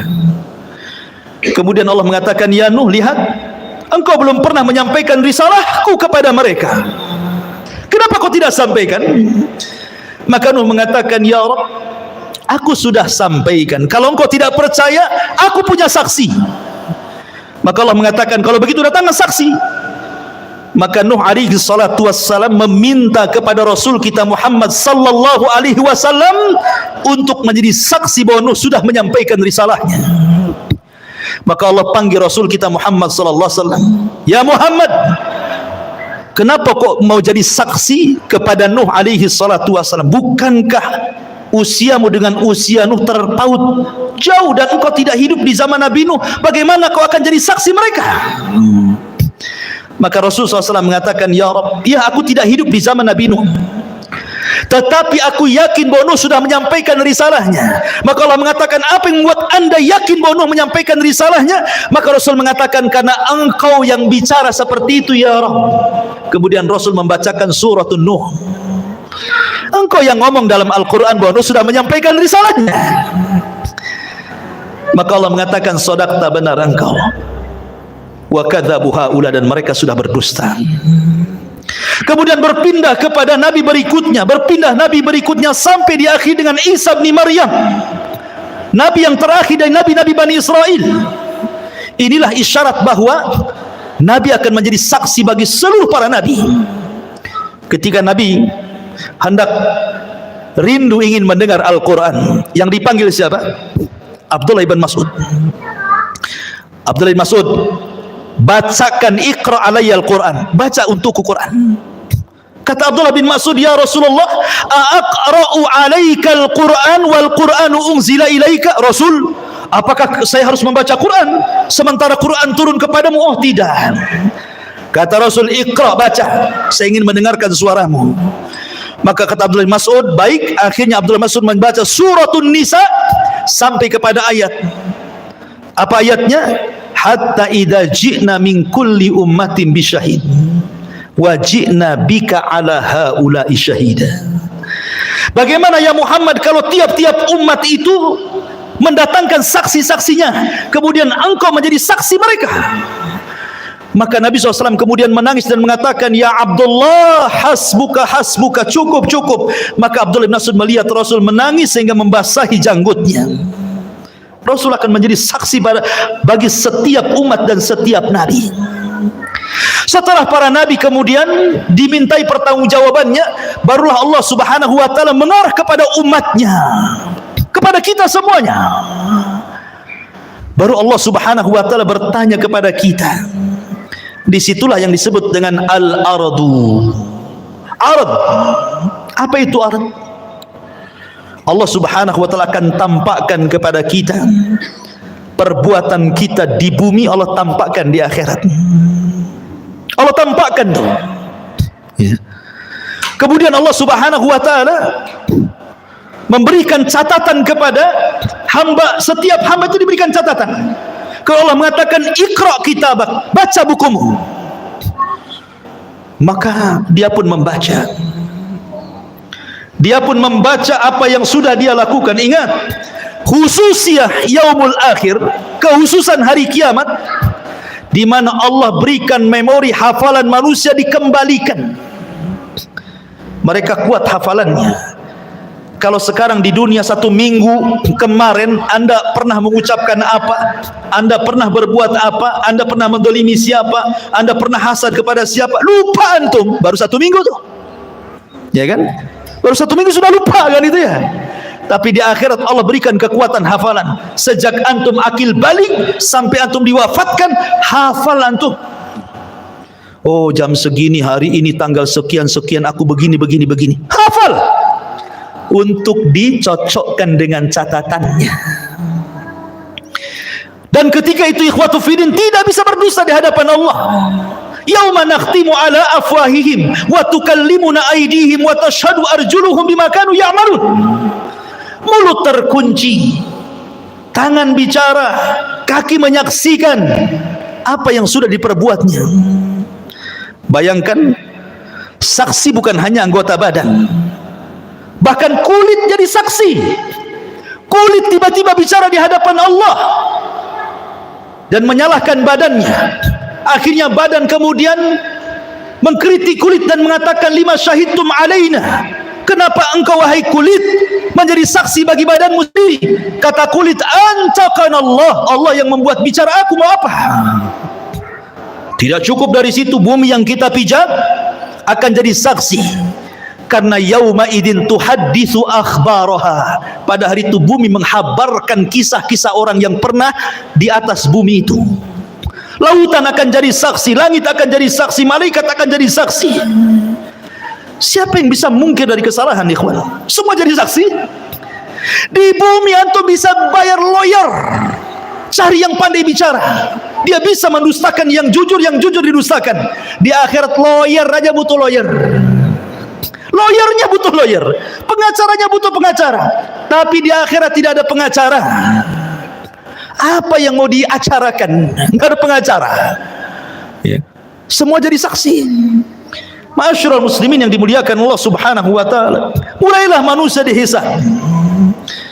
Pertama, kemudian Allah Subhanahu wa taala akan terbangkan catatannya. Di situ ada yang mengambil dengan tangan kanannya, dengan tangan kirinya, dengan tangan kiri dari belakangnya. Dan itu menunjukkan keselamatan dan tidaknya orang. Orang yang beriman ambil dengan tangan kanannya. Dengan bangganya dia mengatakan, ha umukra'u kitabiyah. Baca kitabku, katanya. Dia sudah tahu isinya baik. Itu bangga dia. Tetapi orang-orang yang mengambil catatan dengan tangan kirinya, dia mengatakan apa? Ya laitani lam uta kitabiyah walam adri ma hisabiyah. Duhai kiranya aku tidak mau mengambil catatanku dan aku tidak tahu apa hisabku. Sampai terakhir dia mengatakan, ma agna anni maliyah halaka anni sultaniyah. Duhai kiranya kekuasaan yang aku bangga-banggakan di dunia nggak ada manfaatnya. Duhai kiranya harta yang bertumpuk di dunia pun tidak ada faedahnya. Menyesal dia. Kan itu ya.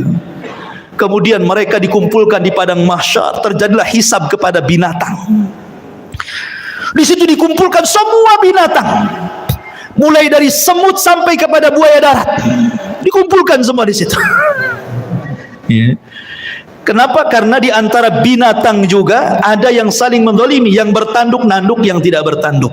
Buaya makan ular, ular makan binatang lainnya. Binatang ini terus makan makanan sampai ke yang kecil, saling makan memakan. Zalim di antara binatang.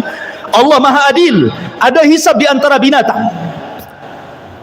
Yang tadinya kambing yang bertanduk, yang suka nanduk, yang tidak bertanduk, tanduknya dicabut, diletakkan kepada yang tidak bertanduk. Tanduklah seberapa banyak kau ditanduk di bumi, katanya. Terjadi hisab. Tapi mereka tidak diadab, mereka hanya dihisab saja. Setelah binatang-binatang dihisab, Allah mengatakan kunu turaba, jadilah kalian tanah.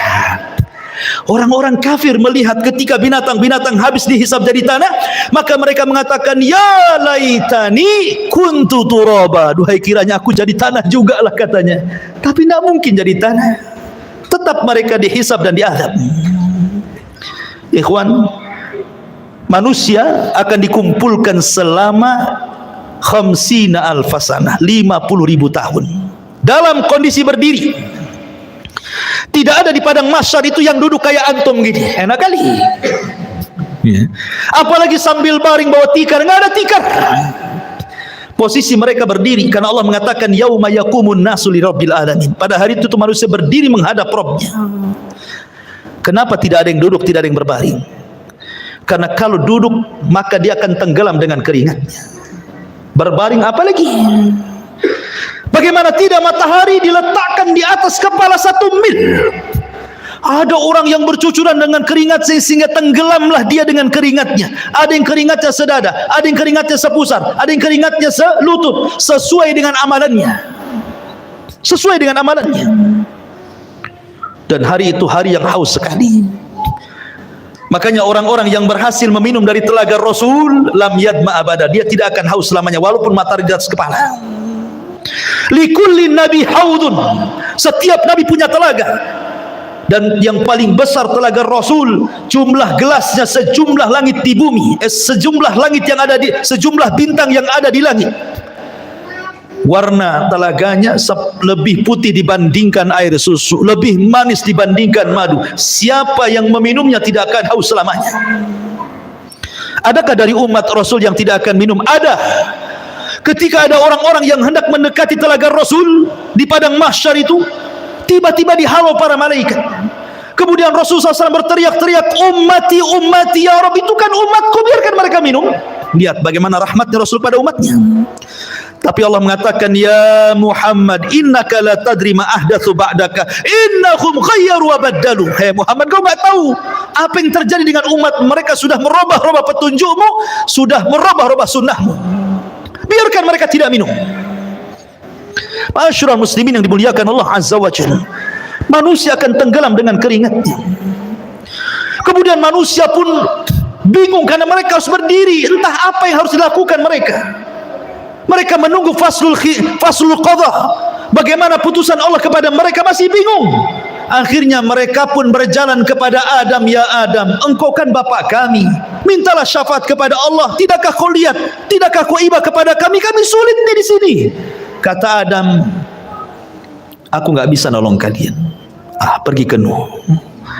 Berangkatlah mereka ke Nabi Nuh alaihi salatu wassalam. Nuh juga i'tidar, tidak bisa memberikan syafaat. Kata Nuh, sebaiknya kalian kepada Ibrahim, temui Nabi Allah Ibrahim alaihi salatu wassalam. Berangkat mereka ke Nabi Allah Ibrahim. Ya Ibrahim, wahai Ibrahim, anta Khalilur Rahman, kau adalah kekasih Allah. Ala tara ila ma nahnu fi, tidakkah kau lihat, tidakkah kau iba melihat kondisi kami? Kata Ibrahim, tidak, aku pernah berdosa 3 kali. Sebaiknya kau datang kepada Musa, temui Nabi Musa. Berangkat ke Musa. Kata Musa, aku juga tidak bisa karena pernah membunuh orang.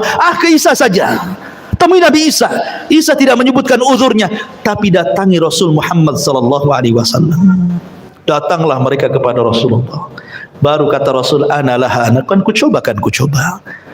Rasul sujud di bawah arsy Allah dengan sujud yang lama, sampai Allah datang dan mengatakan, irfa ra'saka ya Muhammad, angkat kepalamu wahai Muhammad. Qul tusma, katakan kau didengar. Sal tu'ta, minta kau diberi. Isfa tu syafa, minta syafaat kau diberikan syafaat. Ma'asyiral muslimin yang dimuliakan Allah Azza wa Jalla, kembali kepada proses hisab. Hisab ini ada 2 macam. Ada yang disebut dengan hisaban yasira, hisabnya mudah. Ada yang disebut hisaban asira, hisabnya sulit. Dan ada yang ketiga, tanpa hisab. Ada kelompok-kelompok yang tidak dihisab. Karena Rasulullah SAW pernah ditampakkan dari 70.000 umatnya, mereka tidak dihisab, tidak diadab, direct masuk surga. Kemudian ketika ditanya siapa mereka orang-orang yang tidak dihisab itu Rasul, kata Rasul, alladzina la yastarqun wa la yaktawun wa la yatatayyarun wa ala rabbihim yatawakkalun. Orang yang tidak minta diruqyah, tidak minta dikai besi panas yang digunakan untuk perobatan, dan tidak tatoyur menjadikan sial dan hoki kepada sebuah benda atau suara, dan mereka senantiasa tawakal kepada mereka. Orang-orang yang masuk surga tanpa hisab dan adab, tidak akan dikumpulkan di padang mahsyar, direct masuk surga. Tetapi orang-orang yang hisabnya sulit dan orang yang hisabnya mudah tetap di padang mahsyar. Cuman mereka tidak sampai 50.000 tahun, tergantung hisabnya. Kalau hisabnya mudah sebentar saja, karena umat Islam, orang-orang yang beriman, hisabnya cepat. Allah hanya menghisab manusia itu setengah hari. Bagi orang-orang yang beriman, tidak sampai 50.000 tahun, setengah hari saja. Tapi setengah hari kehidupan akhirat, bila dibandingkan dengan kehidupan dunia, sama dengan 500 tahun. Karena Allah mengatakan, inna yauman inda rabbika ka alfi sanatin mimma ta'udun. 1 hari kehidupan akhirat sama dengan 1000 tahun kehidupan dunia. Berarti setengah harinya 500 tahun. Dan orang yang beriman yang mendapatkan hisab itu hanya dari ba'da zuhur ke ba'da asar saja, setengah hari.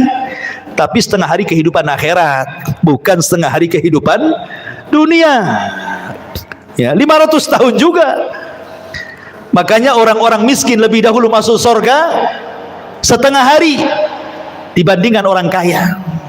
Orang kaya nunggu dulu 500 tahun baru masuk surga. Orang miskin dah masuk surga. Kenapa? Pertanyaannya berat. Min aina iktasabahu wa fima anfaqahu. Dari mana kau dapatkan harta itu? Kemana kau belanjakan? Kan itu ya. Banyak pertanyaannya. Kos-kosan 5-5-nya ditanya. Kan itu ya. Antum punya apa lagi? Mobil 3 direntalkan, semua ditanya. Dari mana kau beli mobil itu? Kemana kau belanjakan? Semua ditanya. Akan ditanya semuanya. 1 hari antum belanja seberapa kali ke mall itu? Ditanya. Kan itu. Emang enggak ditanya dibelanjakan? Semua ditanya. Ini makanan yang kita makan ditanya, minuman yang kita minum ditanya. Makanya Allah mengatakan, "Falyangduril insan ila ta'ami." Hendaklah manusia melihat kepada makanan yang dimakannya, karena semua akan ditanyakan. Allah mengatakan dalam Al-Quran, dalam surah Al-Hakumut Takatsur, la tus'alunna yawma idzin 'anil na'im. Akan ditanya pada hari kiamat itu semua nikmat yang Allah anugerahkan kepada kita. Ingat, hisab itu ada dua cara. Orang yang berdebat dalam hisab celaka dia, pasti masuk neraka. Man nukisha fil hisab halak, kata Rasul. Orang yang melakukan perdebatan dengan Allah ketika hisab, celaka dia. Maksudnya apa? Allah akan mengatakan, dulu ku beri mata kau, sudah kau syukuri matamu? Jawab. Maka dia mengatakan, belum ya Rabb. Ya. Dulu kau beri telinga, itu sebagai amanah, kau gunakan untuk apa telingamu? Untuk maksiat kau untuk taat? Oh, untuk maksiat ya Rabb. Terjadi dialog. Ya. Kalau terjadi munakosah dialog seperti ini, celaka orang ini. Tetapi kalau yang kedua ini tidak terjadi dialog, dia hanya mengiyahkan saja kata Allah, bukankah dulu di bumi aku berikan begini? Iya. Bukankah dulu di bumi aku berikan ini? Iya. Iya, gitu saja. Dia enggak bantah. Maka Allah mengatakan, al-an satartuka wa ghafartu dzanabak. Al-an satartuka, sekarang kututupi dosamu. Wa ghafartu dzunubak, dan ku ampuni dosa-dosamu. Ini hisaban yasira namanya. Hisab yang mudah, hanya ditanya tapi tidak perlu jawab. Tetapi yang memerlukan jawaban sehingga terjadi munakosah dialog antara Allah dengan kita, ini celaka orang ini. Ya, pasti binasa orang ini. Hisabnya sulit. Ketika semua sudah dihisab, maka datanglah mizan timbangan. Barulah timbangan. Faman thaqulat mawazinu fahuwa fi 'ishatir radiyah wa man khaffat mawazinu fa ummuhu hawiyah wa ma adraka ma hiya narun hamiyah. Siapa yang berat timbangan baiknya, maka dia dalam kehidupan yang diridai masuk surga. Tapi siapa yang berat timbangan buruknya, dipastikan masuk neraka. Ma'asyiral muslimin, setelah terjadi penimbangan amal, maka manusia mulai dikelompokkan tuh dengan sesembahannya masing-masing. Nyembah apa antum di bumi? Nyembah pohon, bersama pohon itu. Nyembah ular sendok, bersama ular sendoknya. Nyembah apa lagi? Batu, bersama batunya. Semua orang dikumpulkan dengan sesembahannya. Dan ketika orang-orang kafir, orang munafik, orang yang beriman sudah terkelompok-kelompok, maka Allah mengatakan, wasiqal ladzina kafaru ila jahannam zumara. Giring orang-orang kafir itu, masukkan ke neraka saja. Mereka tidak akan sempat meniti siratal mustaqim. Padahal Allah mengatakan, wa in kuntum illa wariduha, kalian pasti akan melewatinya. Tapi orang kafir direct masuk neraka, tidak ada lintas melintasi siratal mustaqim. Ketika semua orang-orang musyrik, orang kafir sudah Allah masukkan ke neraka, tinggal mukmin dan munafik. Di sini Allah Subhanahu wa taala bagikan cahaya, setiap orang dapat cahaya. Cahaya itulah bekal kita meniti titian siratal mustaqim. Karena itu gelap. Neraka jahanam itu gelap. Karena titian itu terbentang di neraka jahanam. Karena Allah Subhanahu wa taala mengatakan, wa jaa rabbuka wal malaku saffan saffa wa ji'a bi jahannam yauma idzin yatadzakkarul insan anna lahu dzikra. Ketika Allah datang menemui makhluknya di padang mahsyar, malaikat bersop-sop, Allah katakan, jahanam tarik ke sini. Jahanam pun ditarik. Jahanam punya 70.000 tali kekang. Satu tali kekang ditarik 70.000 malaikat. Besar. Ya. Kemudian di hadapan manusia, kemudian Allah bentangkan di situ siratal mustaqim, jisrun, jembatan yang terbentang di antara neraka jahanam. Jembatan itu halus, lebih halus dibandingkan rambut, lebih tajam dibandingkan pedang. Bahkan jembatan itu akan berlenggak-lenggok, dia tidak diam dan licin. Hanya orang-orang yang ditakdirkan bisa melintasi titian itu. dan yang pertama meniti jembatan itu adalah Nabi SAW. Ketika Nabi SAW sudah meniti sirat, maka Nabi akan berdiri di ujung titian yang sudah dia sampai di situ, di kontara. Setiap ada umatnya lewat, Rasul mengatakan, Ya Rabbi salim salim, Ya Rabb selamatkan, selamatkan, selamatkan, selamatkan. Saking kasihannya Nabi dengan kita. Ada yang melewati titian seperti kilat, sudah sampai di sana, gitu ya. Ada yang seperti angin, sudah di sana. Ada yang seperti kuda balap, sudah di sana. Ada yang seperti lari kencang. Ada yang merangkak-rangkak. Ada yang terkena kalalib, ya. Ada yang kemudian jatuh berdiri, ada yang kemudian nyemplung dari titian itu ke jahanam. Kata Rasul ketika duduk bersama para sahabatnya, ada semacam bunyi besar, tur gitu ya. Kata Rasul mengatakan, tahukah kamu itu suara apa? Sahabat mengatakan, tidak tahu wahai Rasul. Itu batu segede unta 70 tahun yang silam jatuh dari titian dan baru sampai sekarang di intip neraka jahanam. Artinya kalau orang jatuh dari titian sampai neraka itu 70 tahun itu baru sampai di dasar jahanam. Naudzubillah. Ya. Ma'asyiral muslimin, maka satu persatu orang-orang munafik diberikan cahaya, orang-orang beriman diberikan cahaya. Orang munafik diberikan cahaya kadang padam kadang terang, kadang padam kadang terang. Ketika berjalan mereka mengatakan, Naktabis min nurikum, hai orang yang beriman, tunggu dulu, aku ikut cahayamu. Kata orang beriman, ambil lagi kau cahaya di belakang, katanya.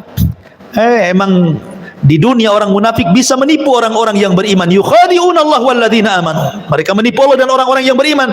Di titian siratal mustaqim, orang yang beriman tidak mungkin ditipu lagi. Ya.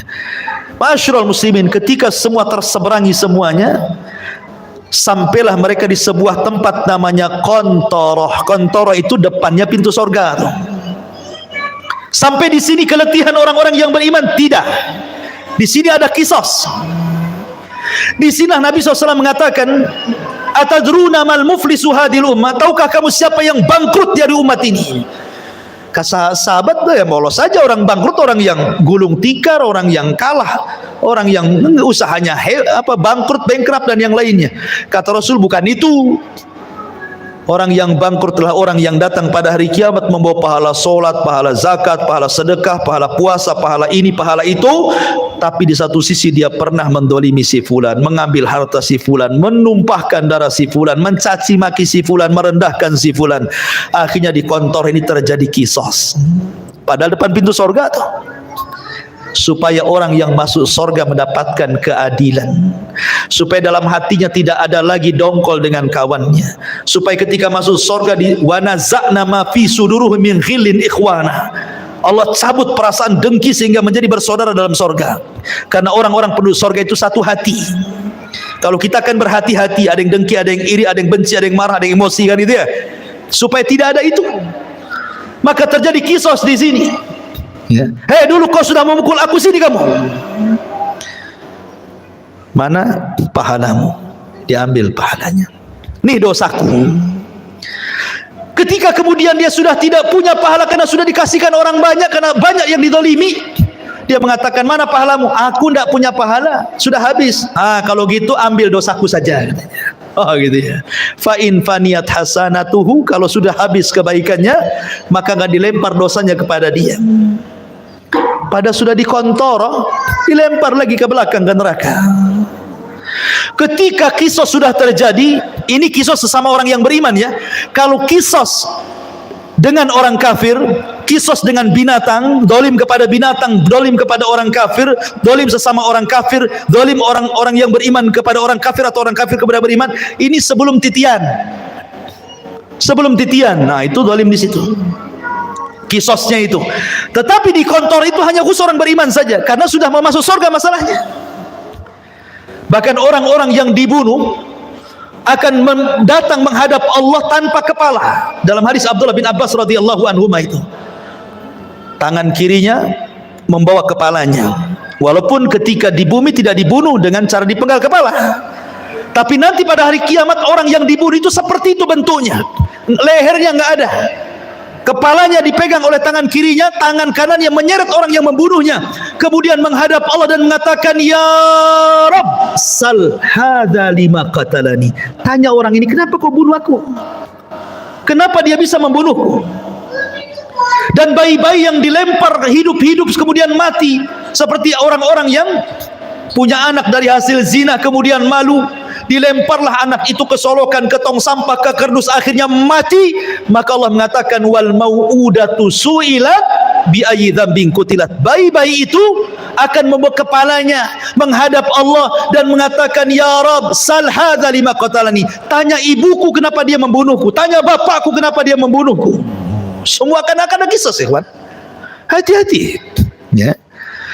Tapi kalau sudah tidak ada kisah lagi, baik antara orang kafir dengan orang yang beriman atau sebaliknya, manusia dengan binatang atau sebaliknya, kemudian kisah terjadi antara orang yang beriman dan sudah selesai, maka manusia berjubel di pintu sorga. Sayati alaikum zaman kadidum minaz ziham. Akan datang, kata Rasul, zamannya manusia akan berdesak-desakan di pintu sorga. Padahal mereka sudah diponis masuk sorga, tidak mungkin masuk neraka, tapi tidak bisa masuk sorga juga karena pintunya tertutup. Semua para nabi berusaha membuka, tidak bisa, tidak diizinkan malaikat Ridwan. Tiba-tiba di tengah-tengah manusia yang sudah diponis masuk sorga itu, muncullah seorang laki-laki, Sayyidul Anbiya'i wal Mursalin, Sayyidul Awwalina wal Akhirin, Muhammad sallallahu alaihi wasallam, Nabi kita, qudwah kita, Rasul kita, mendekati pintu dan membuka pintu sorga dengan mengetuknya, Assalamualaikum. Maka Ridwan mengatakan, Waalaikumsalam. Man, siapa kamu? Kata Rasul, ana Muhammad, saya Muhammad. Kata malaikat Ridwan, bika umirtu alla aftah li ahadin qablak. Aku diperintah Allah untuk tidak membuka pintu surga kecuali kau yang minta. Kata Rasul, ana awal man aftatihu babal jannah. Sayalah orang yang pertama kali membuka pintu surga. Dibentanglah pintu surga. Pintu surga ini ada yang meneriak, ada yang berteriak. Jadi Allah Subhanahu wa taala meletakkan para pemanggil di pintu-pintu surga. Kalau dia ahli solat, duya min babis solat. Hei pakar-pakar solat, kau ke sini, masuknya di sini, jangan di situ. Yang pakar puasa sunnah, puasa Senin Kamis, Ayyamul Daud, pokoknya ahli puasa, ada pintunya dari pintu royan. Hei ahli puasa, sini dari pintu royan, jangan pintu itu. Pintu jihad mengatakan, hei yang mati syahid lewat sini. Pintu tobat, hei yang tobat lewat sini. Masing-masing pintu itu menyeru kepada keahlian ibadahnya masing-masing. Dan sorga itu memiliki 8 pintu, berbeda dengan neraka 7 pintu. Kenapa? Biar menunjukkan bahwa rahmat Allah lebih luas dibandingkan murkanya. Makanya dibuat pintu sorga lebih banyak dibandingkan pintu neraka.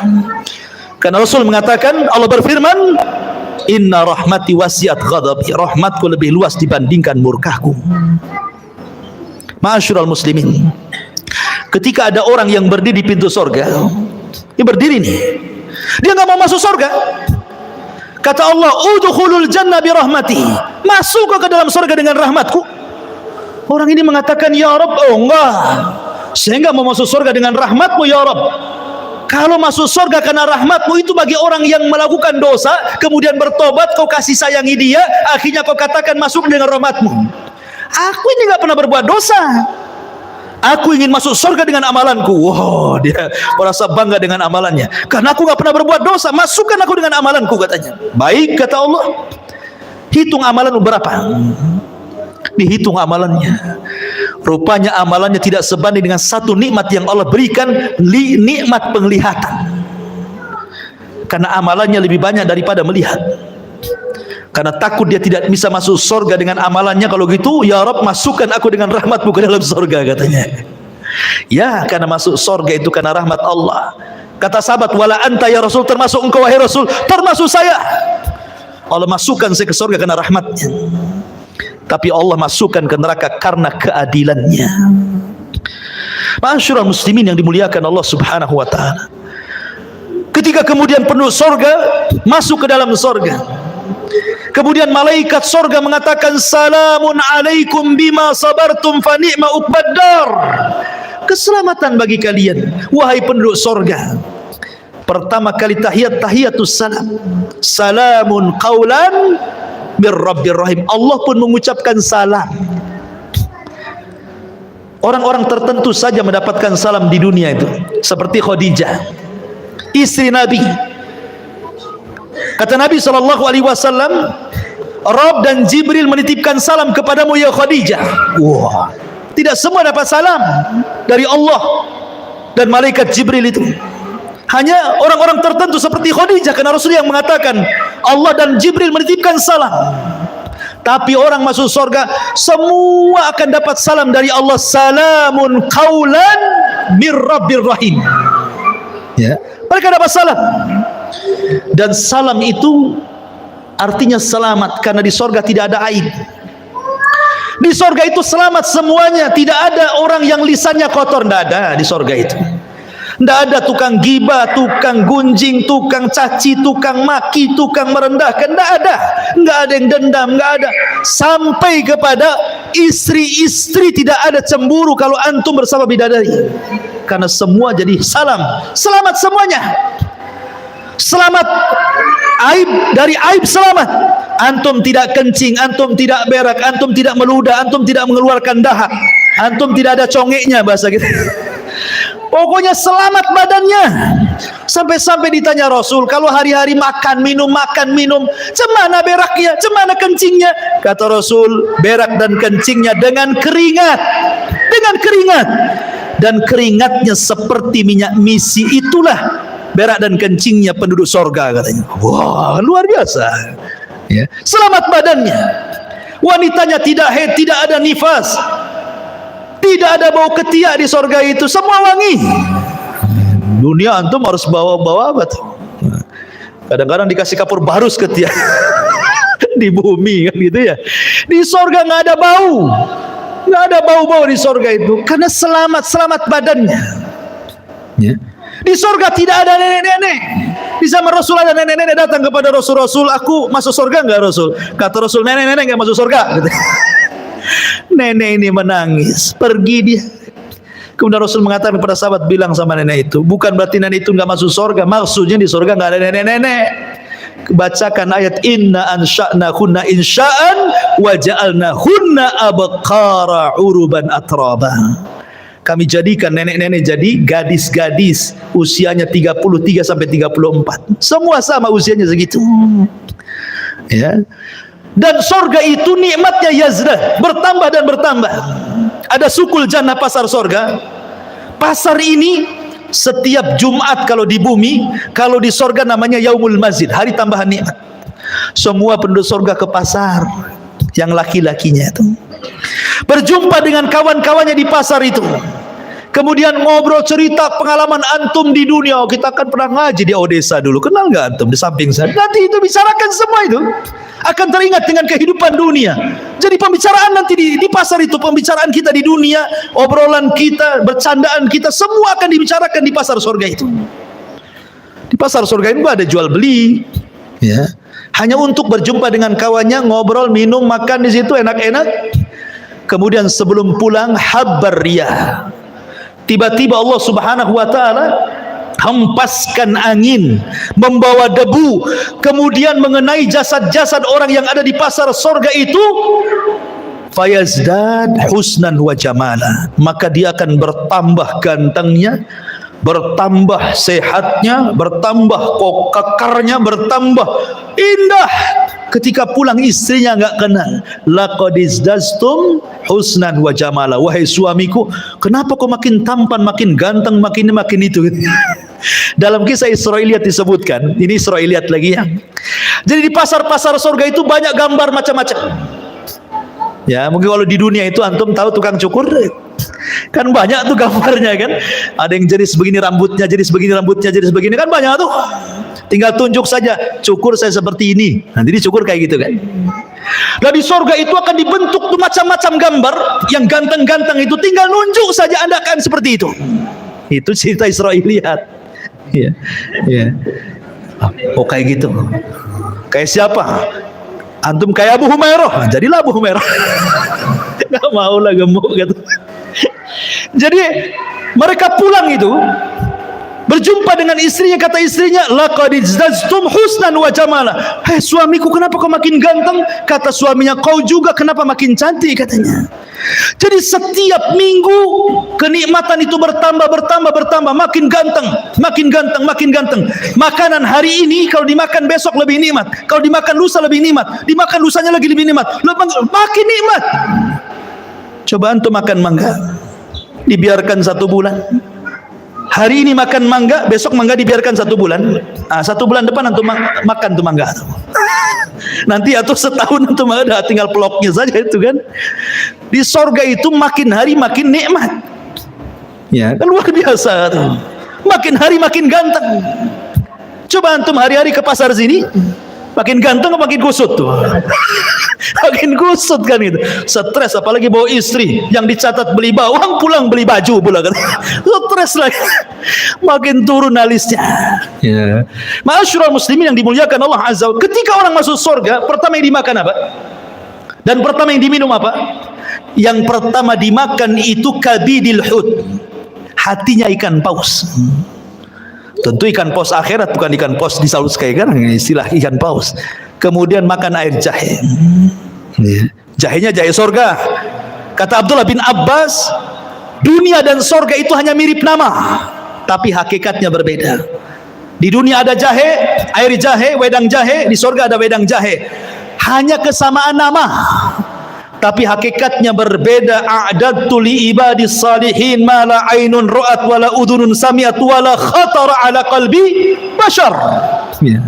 Kenikmatan di surga itu tidak bisa dilihat mata, didengar telinga, terlintas pun tidak. Bagaimana caranya menggambarkannya? Jadi hanya kemiripan nama saja. Di surga ada pisang, di dunia ada pisang, tapi pisang surga beda rasanya. Di surga ada madu, di dunia ada madu, beda madu surga. Di surga ada khamar, di dunia juga ada khamar, beda. Khamar di dunia ini paling rendah sakit kepala orang minum, paling tinggi teler tidur di got. Ya. Tapi khamar di surga itu ladzatul lisyaribin, lezat bagi peminumnya, lezat. Ya. Ma'asyiral muslimin, dan di surga Allah sudah peruntukkan 1 orang mendapatkan 2 istana minimalnya. Karena Allah mengatakan waliman khafa maqama rabbih jannatan, bagi orang yang takut Allah sediakan 2 istana. Dan dia akan mendapatkan nikmat yang besar sebagaimana ahlun nar akan mendapatkan azab yang besar. Ketika penduduk surga, idza dakhala ahlul jannatal jannah wa idza dakhala ahlun narun nara, apabila penduduk surga masuk ke dalam surga, penduduk neraka masuk ke neraka, ji'a bil mauti ala suratil kabsi, didatangkan kematian dalam bentuk kambing gibas, disembelihlah kematian itu sehingga tidak ada kematian lagi. Maka datanglah penyeru kepada penduduk surga, ya ahlal jannah la mautalakum wa ya ahlan nar la mautalakum. Hei penduduk surga, tidak ada kematian. Hei penduduk neraka, tidak ada kematian. Maka penduduk surga akan mendapatkan nikmat selamanya, dan penduduk neraka akan mendapatkan azab selamanya. Itulah ringkasan perjalanan manusia dari kelahiran sampai wafat, sampai di padang mahsyar, sampai masuk ke dalam surga dan neraka. Tentu yang saya ceritakan ini bagian kecil, hanya gambaran, karena hakikatnya jauh dibandingkan yang diceritakan. Sehebat apapun orang menggambarkan surga, surga menyelisihi gambarannya, karena surga tidak bisa dibayangkan. Kita hanya menukilkan sabda-sabda Nabi, ayat-ayat Al-Quran. Beginilah gambaran surga, karena tidak semua dibentangkan. Ya. Oleh karena itulah perlu keimanan yang kuat tentang adanya hari akhir. Makanya di antara satu dari rukun-rukun iman, al-imanu bil yaumil akhir, beriman dengan hari akhir. Wallahu a'lam bishawab. Karena sudah malam juga tidak ada tanya jawab ya.